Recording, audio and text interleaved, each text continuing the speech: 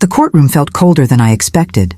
Not the kind of cold that comes from air conditioning, but the kind that settles into your bones, the kind that tells you something life-changing is about to happen. I stood near the wooden bench, hands trembling slightly, fingers brushing the edge as if it could anchor me to reality. People whispered behind me, strangers, lawyers, the heavy presence of the judge still not in his seat. But all of them felt distant, like shadows flickering in a world I no longer fully belonged to. My soon-to-be ex-husband sat confidently across the room, one leg crossed over the other, leaning back as if he were attending a casual meeting rather than the hearing that would end our marriage. He didn't look nervous. He didn't look guilty. If anything, there was a spark of arrogance in his eyes, that same look he always gave me when he believed he had outsmarted me. For years, he made sure I felt small, dependent, powerless. And today was the final stage of his performance. Final hearing for the divorce of... The bailiff's voice echoed, but my heartbeat drowned the rest out. My daughter, Emma, sat beside me, fingers tightly wrapped around mine. She was trembling too. But it wasn't fear. It was something sharper, something burning. She had insisted on coming even though I told her she didn't need to witness any of this. She looked older today, as if she'd aged years and weeks. Her eyes, normally soft and warm, held a seriousness that made my breath catch. "Mom," she whispered, her voice barely audible, "just trust me. When the time comes." I nodded, though I didn't understand. I trusted her, but the weight of the moment pressed against my chest. What could she possibly do in a courtroom controlled by lawyers? Evidence, rules, procedures? She was only 15, yet she held herself like someone preparing for battle. My husband's lawyer approached us before the proceedings started, pretending politeness but dripping with smugness. "Just so you know," he said, addressing me as if Emma wasn't even present, "we will be requesting full custody, and, given the evidence, the judge is likely to agree." My stomach twisted. Full custody? He barely cared about Emma. He hardly spoke to her unless it benefited him. Rage simmered in my veins, but before I could respond, Emma stood up and stepped slightly in front of me.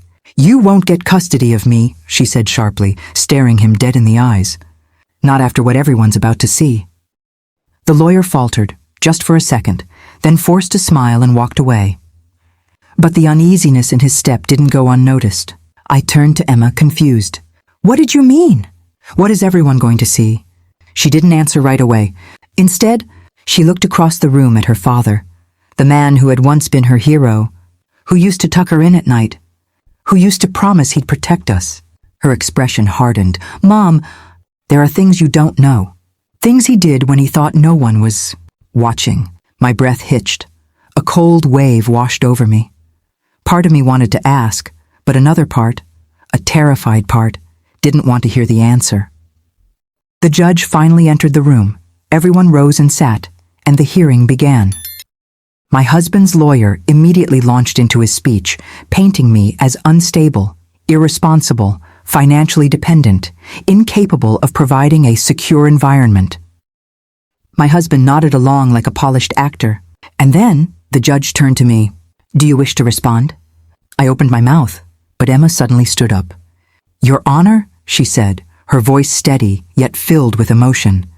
"Before anyone decides anything today, there's something you all need to see. It's the truth about my father, and what he's been doing behind everyone's backs." Gasps echoed. My heart pounded so fiercely I thought it might burst. The judge raised an eyebrow. "And what is this evidence?" Emma lifted her phone with both hands. "A video," she said. "A video that will change everything." At that moment, the air in the courtroom shifted. Everyone leaned forward. My husband stiffened, his confident expression cracking for the first time. His eyes darted to Emma, and panic flickered across his face. In that instant, I knew, whatever the video was, it held the power to shatter every lie he had built. And Emma, my gentle, brave daughter, had been carrying this secret alone, waiting for the moment to reveal it. I felt the world tilt around me. Everything was about to unravel. The judge adjusted his glasses and leaned slightly forward, studying Emma with a mix of curiosity and caution. "A video?" he repeated. "Young lady, if you are submitting evidence, it must be relevant to this case." Emma nodded firmly. It is, Your Honor. More relevant than anything my father's lawyer just said. A quiet ripple spread through the courtroom like a breeze through dry leaves. The tension thickened instantly.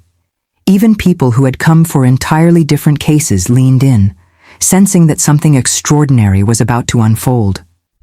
My husband shifted in his seat, a muscle in his jaw twitching. He tried to look unbothered, but panic was seeping through the cracks of his carefully practiced composure. Your Honor, his lawyer jumped in, clearly alarmed. We object to... The judge raised a hand sharply. I will decide what is admissible. Sit down. The lawyer swallowed his protest, lips pressed tight, and slowly obeyed. Emma stepped forward until she stood between both tables, tiny compared to the vastness of the courtroom, but radiating an unshakable strength I had never seen in her before. I watched her in stunned silence, heart pounding so loudly that every breath felt shaky. May I approach? She asked. The judge nodded. She handed her phone to the bailiff, who brought it over to the judge's bench. The courtroom fell into complete silence, the kind so deep you could hear fabric rustling when someone shifted, the faint hum of the lights overhead, even the soft hitch of my own breath. The judge placed Emma's phone carefully on the stand. Before I play this, he said, his voice stern but not unkind, I want to confirm that this video was recorded willingly, without manipulation or editing. Emma lifted her chin. I recorded it myself, and I haven't touched it since. My husband abruptly stood up. Your Honor, this is ridiculous, he snapped. She's a child. She doesn't know what she's talking about. My wife is clearly manipulating. Sit down, the judge ordered again, his voice ice cold. The bailiff stepped closer to my husband, just in case he tried to argue again. Emma didn't even look at him. Her eyes were locked on the judge. Play it, she whispered. So he did. At first, there was only the sound. A voice. My husband's voice. Raised, harsh, laced with anger. My stomach knotted instantly. I'd heard that tone before, more times than I wished to remember. Then the video sharpened into focus. It showed our living room a few months earlier. The clock on the wall confirmed the date. Emma had secretly propped her phone behind a stack of books on the side table, just out of view. She must have been hiding in the hallway or behind the door. There he was, my husband, pacing back and forth while talking on the phone, his voice dripping with contempt. I'm done with her, he said. She's pathetic. She has nothing. The moment the divorce goes through, I'll take everything. Full custody, too. The judge will believe anything I say. I gasped silently. My fingers clutched the edge of the bench. He kept talking. No, don't worry. She won't fight back. She's too weak. I've kept her dependent long enough. Once I get the house and the money, you and I can finally move in together. There it was, the lover. The deception he swore never existed. But the video wasn't done. A moment later, he ended the call and turned. And suddenly the camera captured Emma's reflection in a mirror behind him. She was quietly filming, her small hand holding the phone steady. And then he noticed her. What are you doing there? He barked, storming toward her. Emma's breathing grew ragged in the video, but she stood her ground.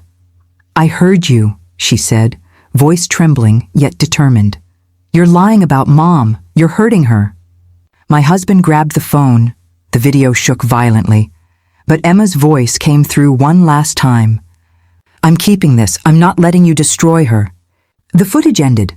Silence crushed the room, a suffocating, electric silence. The judge stared at the blank screen for several long seconds. Then he slowly turned his gaze toward my husband, who looked pale, trapped, sweat forming at his hairline. Is this your voice in the recording? The judge asked. My husband's mouth opened, closed, opened again. Words failed him. Your Honor, his lawyer stammered. This could be taken out of context. There seems to be plenty of context, the judge cut in sharply. A planned manipulation of custody, financial exploitation, intent to deceive the court, and intimidation of a minor. My husband finally found his voice. This is fake! She's lying! He shouted, pointing toward Emma like she was a stranger. The judge didn't flinch. Enough. Sit down before I hold you in contempt. My daughter walked back to me slowly, and when she reached my side, I wrapped my arm around her shaking shoulders. "Why didn't you show me before?" I whispered, my voice breaking. She looked at me with teary eyes. "Because you were already hurting so much. I didn't want you to blame yourself. I wanted to wait until it mattered most." My heart shattered and healed in the same moment. The judge cleared his throat. "I've seen enough for today. We will proceed with consequences." Emma squeezed my hand. I felt her strength, her love, the love that had just changed everything. We weren't broken. We were rising. The courtroom felt different after the video ended. Heavier, charged with a kind of silent electricity that pressed against every wall. People whispered in shock, heads turning toward my husband as though he were some dangerous creature suddenly revealed in daylight. I sat frozen, still holding Emma's hand, my fingers trembling around hers. I could feel her heartbeat against my palm, fast and nervous, but solid, steady, brave. My husband, however, was unraveling in front of everyone. He stood up again, despite the judge's warnings, his eyes wild and frantic. "This is ridiculous," he barked. "She's a kid. She doesn't know what she recorded. My wife. She put her up to this." His voice cracked, betraying the fear he was desperately trying to hide. Emma flinched, and I instinctively pulled her closer. The judge slammed his gavel, the sharp crack echoing off the walls like a gunshot. "Sit down," he ordered, voice thunderous. "This courtroom will maintain order." But my husband wasn't listening anymore. Panic had gripped him, squeezing tighter with every second of silence that followed the video. He turned toward me instead, eyes blazing. "You think this changes anything?" he spat. "You think you can take my daughter from me? You're nothing without me." The words didn't sting the way they once would have. Not with Emma beside me. Not after what we had just witnessed. Something inside me, something that had been crushed and silent for years, finally lifted its head. "I don't need to be anything," I said quietly, not loud enough for the whole room but loud enough for him. "I just need to protect her." He opened his mouth, but the bailiff had already stepped between us, hand on his shoulder, forcing him back into his chair. The judge watched him with cold disapproval, like observing a dangerous animal that had slipped its leash. "Mr. Collins," the judge said, voice stern and deliberate, "your behavior today has raised serious concerns regarding custody, integrity, and emotional stability, and the video your daughter recorded raises even more." My husband swallowed hard. For the first time in years, he looked small to me. Not powerful, not intimidating, just a man who had spent so long controlling others that he couldn't handle being exposed. His lawyer leaned toward him, whispering urgently, probably urging him to stay quiet before he dug himself even deeper. But my husband's eyes kept darting toward us, toward Emma, specifically, with a mixture of anger and something else, fear. Emma straightened beside me, and though she tried to hide it, I could see tears gathering at the corners of her eyes. She wasn't crying from fear anymore. It was something else, relief maybe, or the overwhelming weight of finally being heard. The judge cleared his throat again. "I will review this evidence thoroughly," he said, tapping a pen against the desk. But at this point, it's difficult to ignore the pattern this video suggests. Manipulation, coercion, and a willingness to deceive not only your spouse but this court. My husband lowered his head, shoulders sinking. For once he had no words. The silence that followed was indescribable. Not tense, not painful, just shifting, like a tide pulling back from shore, revealing everything that had been hiding beneath the waves. I turned to Emma, brushing a tear from her cheek. "You're so brave," I whispered. She leaned into me, her voice trembling. "I just wanted someone to believe you." In that moment, our past pain, our fears, our silence, all of it felt like it had led us to this exact second, where truth finally had a voice, and it belonged to my daughter. The judge called for a brief recess, but no one in the courtroom truly relaxed. People whispered in small clusters, eyes drifting back toward us, toward me, toward Emma, and especially toward my husband, who now sat hunched at the defendant's table like a man, awaiting his own execution. The shockwave from that video was still rippling through the room. As the judge stepped into his chambers, The bailiff gestured for everyone to remain seated or move quietly. Emma and I stayed where we were, my arm wrapped tightly around her. She rested her head against my shoulder, breathing shakily but with a strange calm beneath it. The kind that comes after releasing a secret that had been crushing your chest for too long. Across the aisle, my husband didn't look calm at all. He ran a hand through his hair over and over. His knuckles white, his breathing unsteady. His lawyer whispered something to him, probably urging damage control. But he shoved the man's hand away. The lawyer gave up, leaning back with a sigh that said he knew the case was slipping through his fingers like sand. My husband suddenly lifted his head and stared at us. His eyes were sharp, accusing, filled with a resentment that made the tiny hairs on my arms rise. "You think you're going to win," he hissed quietly across the divide when the bailiff stepped away to check. On the hallway, "You think you can take my life from me?" I didn't look away. Not this time. Not after everything. "You took ours first," I whispered back. His jaw clenched until a vein pulsed at his temple. For a moment, I thought he might stand up again, yell, lash out, but he didn't. He just looked around the room, at the spectators, at the officers, at the judge's empty seat. Something in his expression changed. It was the look of a man realizing the walls were closing in. Emma felt me tense and sat up straighter. She followed my line of vision, her eyes meeting her father's stare. Instead of shrinking away, she held his gaze with a quiet strength. "Don't talk to Mom like that," she said, her voice soft but unwavering. My husband froze, as if the words struck him somewhere he wasn't protected. "You should have been loyal," she added. "You should have been honest." Her voice trembled, but her courage didn't. He swallowed hard, as though her words pierced deeper than anything I could have said. Then unexpectedly he looked away. For the first time since the divorce began, he couldn't face his own daughter. Minutes passed before the judge returned, but each second felt stretched thin with tension. When the bailiff called the room to order, everyone straightened. The judge sat, folded his hands, and studied my husband with an expression that carried both judgment and disbelief. "I've reviewed the video twice," he announced. "It is clear, direct, and unambiguous." A faint gasp rippled through the courtroom. My husband's shoulders sagged, as if the weight of reality finally pressed down on him. "This court does not take kindly to manipulation," the judge continued, "especially manipulation involving a minor." Emma squeezed my hand, her fingers threading through mine. "And based on what I have seen," the judge went on, "there is compelling reason to believe that the father has acted in bad faith, both personally and legally." The room stilled. My husband's lawyer leaned toward him, whispering urgently, but my husband didn't respond. He just stared at the judge with wide, defeated eyes. The judge exhaled heavily. "We will now discuss custody and financial arrangements in light of this new information." Emma inhaled sharply, clinging to me, and I realized the moment we had feared for months, the fight for our future, was no longer against an unstoppable force. The truth had shifted. Everything. The air inside the courtroom felt different.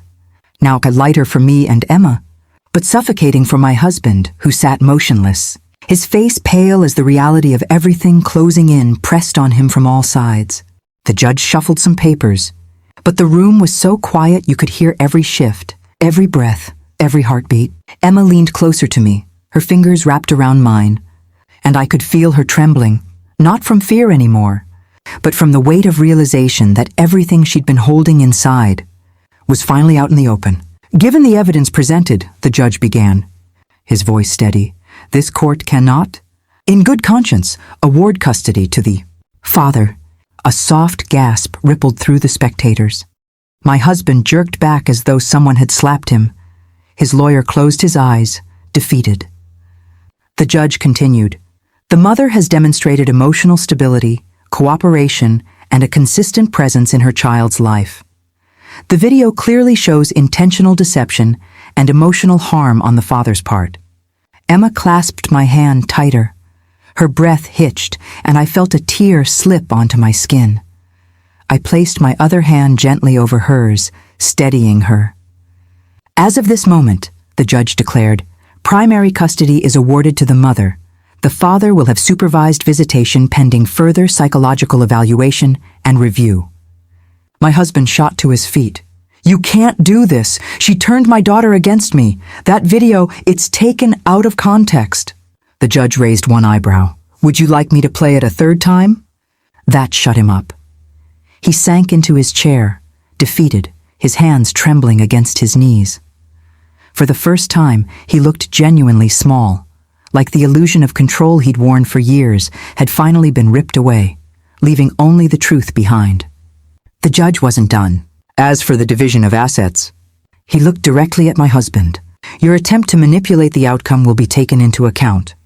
Another wave of whispers rolled through the courtroom. I felt my chest tighten, not with fear, but with something I hadn't felt in a long time: justice, protection, relief. My husband blinked rapidly, his facade cracking even deeper. This isn't fair, he muttered. Everything I've worked for. Gone. Emma, who had been quietly listening, straightened in her seat. She didn't speak loudly, but her voice carried. You almost took everything from Mom, she said. But you didn't think anyone was watching. He looked at her, really looked, and for a moment his expression softened.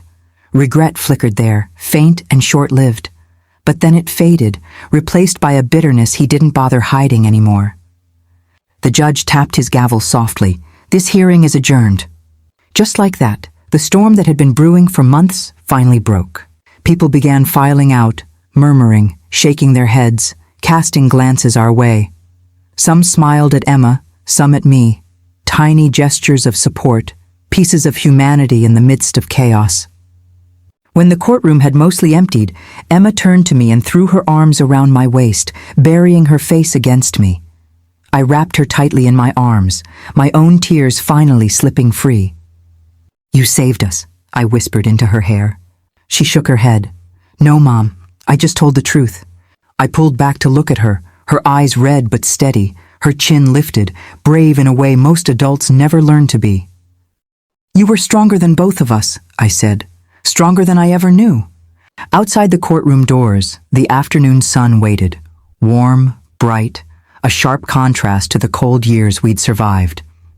As we stepped out into the light together, I felt something lift from